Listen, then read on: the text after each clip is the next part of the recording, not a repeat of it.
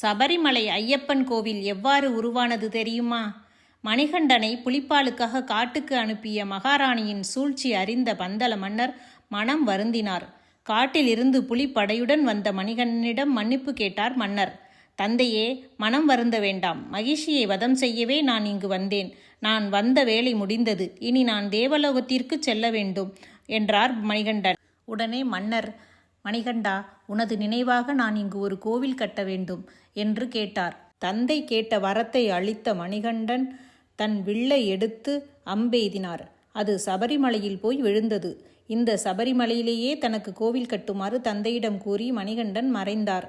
பின் அகத்திய முனிவரின் அறிவுரைப்படி மன்னர் கோவிலுக்கு அடிக்கல் நாட்டினார்.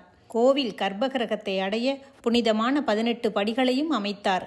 ஐயப்பனின் திருவுருவச் சிலையை பரசுராமர் சிலையாக செதுக்கி வடிவமைத்து பிரதிஷ்டை செய்தார்.